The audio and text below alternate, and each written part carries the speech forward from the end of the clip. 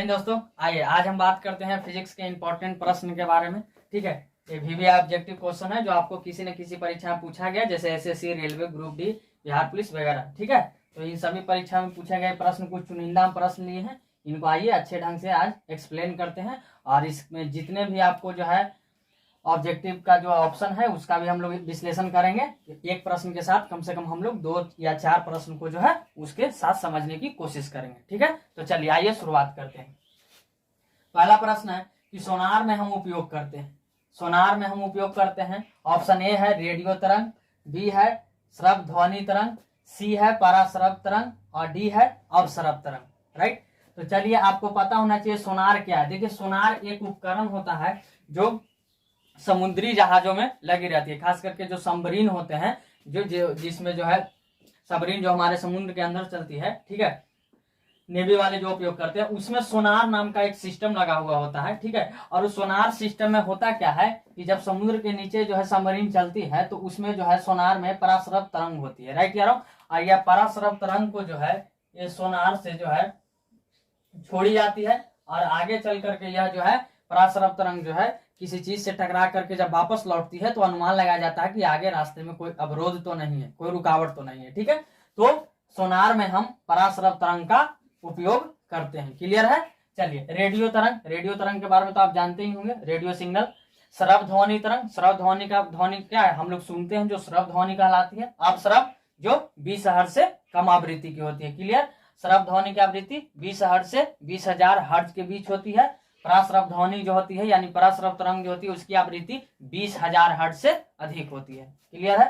चलिए, नेक्स्ट प्रश्न है कि निम्नलिखित में कौन सी राशि सदिश नहीं है। निम्नलिखित में कौन सी राशि सदिश नहीं है। ऑप्शन ए है विस्थापन, बी है वेग, सी में है बल और डी में है आयतन। तो आपको सदिश राशि और अदिश राशि के बारे में अच्छे ढंग से आप लोग को हम समझाए थे। सदिश राशि किसे कहते हैं, तो वे राशि जिसमें परिमाण और दिशा दोनों होती है उसे हम क्या कहते हैं, सदिश राशि कहते हैं।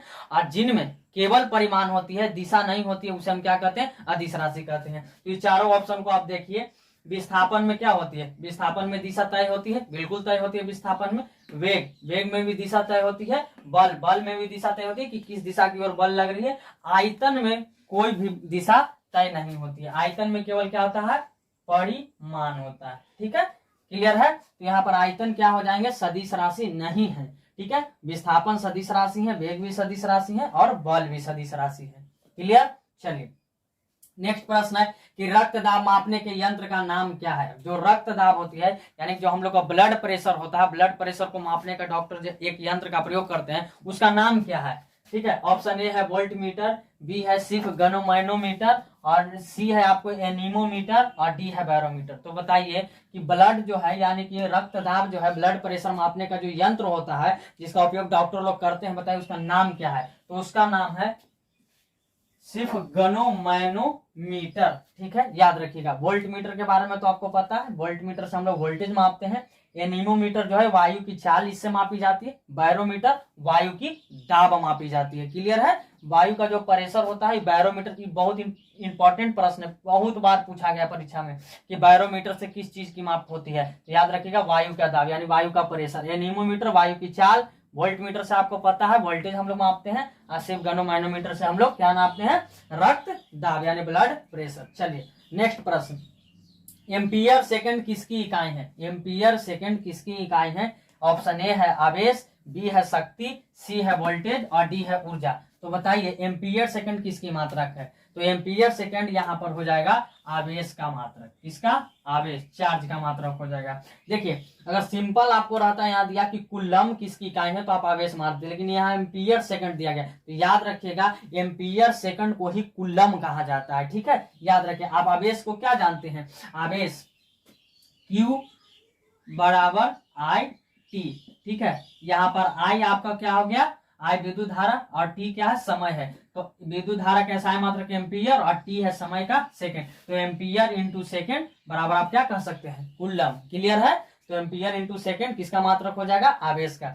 शक्ति कैसा मात्रक आप लोग को पता है, वाट होता है। वोल्टेज कैसा है मात्रक पता है आपको, क्या होता है, जल्दी बताइए। वोल्टेज कैसा है मात्रक क्या होता है, वोल्ट होता है। ठीक है, और ऊर्जा कैसा है मात्रक क्या होता है, जूल होता है। क्लियर है। चलिए, नेक्स्ट प्रश्न है कि वायु दाब को मापने के यंत्र को क्या कहते हैं। वायु दाब के मापने के यंत्र को क्या कहते हैं, अभी आपको बताएं। एनीमोमीटर कहते हैं कि बैरोमीटर, हाइग्रोमीटर या थर्मोमीटर। तो याद रखिएगा, वायु दाब यानी कि जो वायु का प्रेशर होता है उसको हम लोग बैरोमीटर से मापते हैं। ठीक है, वायु दाब के मापने वाली जो यंत्र होती है उसका नाम क्या है, बैरोमीटर। एनीमोमीटर वायु की चाल, हाइग्रोमीटर वायु की आर्द्रता और थर्मोमीटर से तो हम लोग टेम्परेचर को क्लियर करते हैं। चलिए नेक्स्ट है आपको कि दूरबीन का आविष्कार किया था। ये बहुत ही इंपॉर्टेंट प्रश्न है। ठीक है, कि दूरबीन का आविष्कार किसने किया था, गैलीलियो, ग्राहम बेल, एडिसन या विल्सन। बताइए ये चारों ऑप्शन में से कौन है जो दूरबीन का आविष्कार किए। तो देखिए दूरबीन का आविष्कार सबसे पहले जो है गैलीलियो नामक जो वैज्ञानिक, बहुत ही प्रसिद्ध वैज्ञानिक है, इन्होंने ही सबसे पहले दूरबीन का आविष्कार किया था। ठीक है, याद रखिएगा दूरबीन का आविष्कार करने वाले पहले व्यक्ति कौन थे, गैलीलियो। क्लियर है।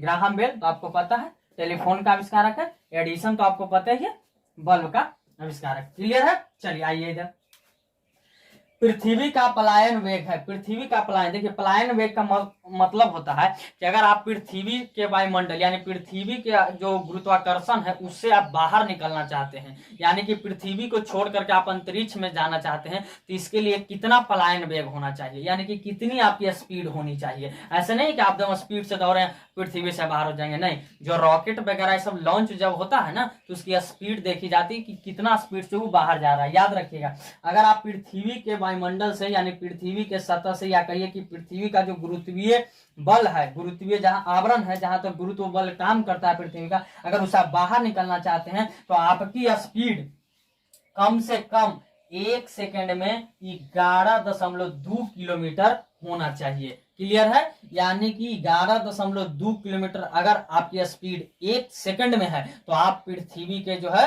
पृथ्वी के जो एरिया है यानी कि कहिए गुरुत्वीय बल जहां तक कार्य करती है पृथ्वी के, उससे आप बाहर हो जाएंगे। ठीक है, यानी आप अंतरिक्ष में जा सकते हैं। क्लियर है। चलिए नेक्स्ट है 1 जूल बराबर है। अच्छा एक चीज कमेंट में करके आप जरूर बताइएगा आप लोग कि बताइए चंद्रमा पर के पलायन वेग कितना है, कमेंट में जरूर बताइएगा। क्लियर है। अगला है 1 जूल बराबर है, यानी 1 जूल की तुलना, ये 4 ऑप्शन यहाँ पर दिए गए हैं, किसके बराबर है, 10 के पावर 3 अर्ग, 10 के पावर 5 अर्ग, या 10 के पावर 7 अर्ग, या 10 के पावर 11 अर्ग। क्या होता है तो बताइए 1 जूल। 1 जूल बराबर आप 10 के पावर 7 अर्ग कहते हैं।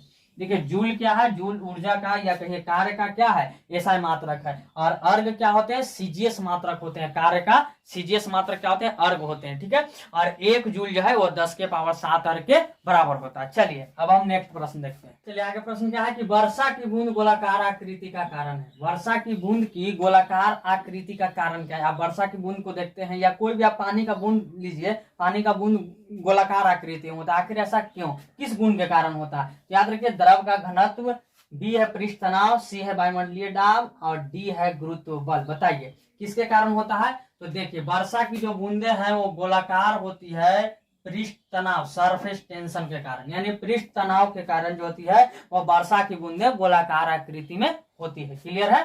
चलिए नेक्स्ट प्रश्न है आपके कि मानव शरीर का औसत तापमान कितना होता है। जो मानव शरीर है उसके औसत तापमान यानी एवरेज जो टेम्परेचर हमारे शरीर का होता है वह कितना होता है। तो याद रखिए 40.5 डिग्री सेल्सियस, बी है 88.5 डिग्री सेल्सियस, सी है 36.9 डिग्री सेल्सियस और डी है 98.4 डिग्री सेल्सियस। तो देखिए मानव शरीर का जो औसत टेम्परेचर होता है वो 36.9 डिग्री सेल्सियस, या कहिए लगभग में आप 37 डिग्री सेल्सियस जानते हैं कि मानव शरीर का जो औसत तापमान होता है वह 37 डिग्री सेल्सियस होता है, या कहिए 36.9 डिग्री सेल्सियस। क्लियर है।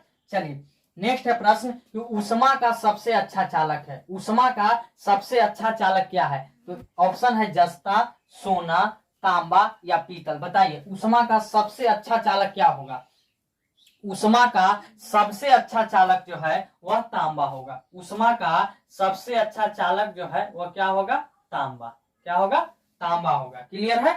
चलिए तांबा होगा ऊष्मा का सबसे अच्छा चालक।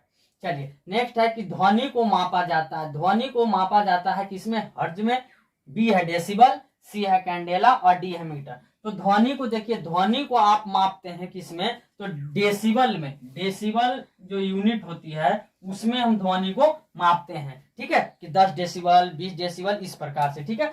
हर्ज मत मार के चलाना। देखिए हर्ज क्या है ना, हर्ज आवृत्ति का मात्रक है। याद रखिए ध्वनि को हम इसमें नहीं मापते, ध्वनि की आवृत्ति को हम हर्ज में मापते हैं। ये डेसिबल, ये तो ताप कैंडेला है, क्या है, ये तो ज्योति तीव्रता का ऐसा मात्रक कैंडेला। ये मीटर, मीटर से आप जो है लंबाई को मापते हैं। क्लियर है। चलिए नेक्स्ट प्रश्न है कि सौर कुकर में किस दर्पण का उपयोग होता है। सौर कुकर, सोलर कुकर आप देखे हैं। सौर कुकर में किस दर्पण का उपयोग होता है। ऑप्शन ए है अवतल, बी है उत्तल, सी है समतल और डी है कोई नहीं। तो देखिए सौर कुकर जो होता है उसमें हम अवतल दर्पण का उपयोग करते हैं। किसका करते हैं, अवतल दर्पण का। क्योंकि अवतल दर्पण का यह गुण होता है कि अवतल दर्पण अपने ऊपर पड़ने वाली सभी प्रकाश किरणों को क्या करती है, एक बिंदु पर फोकसित करती है। जब एक बिंदु पर फोकसित करेगी तो वहां का टेम्परेचर बढ़ जाएगा। जब टेम्परेचर बढ़ जाएगा तो एनर्जी, उष्मा ज्यादा मिलेगी, जिसके कारण भोजन पक जाएगा। तो यही कारण है कि सौर कुकर में हम अवतल दर्पण का प्रयोग करते हैं। क्लियर है। चलिए नेक्स्ट प्रश्न है कि एक विद्युत बल्ब में गैस होती है। यानी विद्युत बल्ब जो आप देखते हैं, एलईडी बल्ब नहीं, वो विद्युत बल्ब जिसमें फिलामेंट लगा होता है टंगस्टन का, उस विद्युत बल्ब में कौन सी गैस होती है। वायु डाल दें, ऑक्सीजन, नाइट्रोजन या कोई नहीं। तो याद रखिएगा ये तीनों ऑप्शन में से कोई नहीं होगा। यहां पर हम ऑप्शन करेंगे डी, यानी कोई नहीं। आप याद रखिएगा विद्युत बल्ब होती है उसमें हम निष्क्रिय गैस भर सकते हैं, हीलियम, नियॉन, ठीक है, इस प्रकार से। Clear. Helium, neon, argon, krypton, xenon या रेडॉन, इस समय से हम भर सकते हैं। खास करके जो हमारे होता है नियॉन भरा रहता है या कहीं आर्गन भरा हुआ रहता है। क्लियर है। उस गैस में अगर आप वायु भर देंगे, ऑक्सीजन भर देंगे तो सब क्या करेगा, ऑक्सीकृत कर देगी फिलामेंट को। जो टंगस्टन होती है उसको ऑक्सीकृत कर देगी, फिलामेंट को भंगुर कर देगी, तोड़ देगी, तुरंत नष्ट हो जाएगा बल्ब। ठीक है। तो यही कारण है कि विद्युत बल्ब में निष्क्रिय गैस भरी जाती है। नेक्स्ट प्रश्न है कि विद्युत प्रतिरोधकता का ऐसा मतलब क्या है, ओम मीटर, ओम, कूलम या एम्पियर। तो याद रखिएगा विद्युत प्रतिरोधकता होती है उसकी एसआई मात्रक ओम मीटर होता है। क्या होता है, ओम मीटर। ओम किसका मात्रक होता है, तो ओम प्रतिरोध का ऐसा मात्रक होता है, कूलम आवेश का ऐसा मात्रक होता है, एम्पियर विद्युत धारा का ऐसा मात्रक। तो ये थी कुछ इंपॉर्टेंट प्रश्न, ठीक है, जिसको हम विस्तार पूर्वक समझाने की कोशिश किए हैं। उम्मीद करते हैं आपको अच्छे ढंग से समझ में आ गया होगा। अगर कोई दिक्कत रहे, कोई परेशानी रहे तो आप कमेंट में जरूर लिख सकते हैं। आप इसी प्रकार के ऑब्जेक्टिव फिजिक्स, केमिस्ट्री या बायोलॉजी का इंपॉर्टेंट ऑब्जेक्टिव की अगर तैयारी अच्छे ढंग से करना चाहते हैं तो हमारे चैनल साइंस की बात को लाइक करें एंड सब्सक्राइब करें। जय हिंद।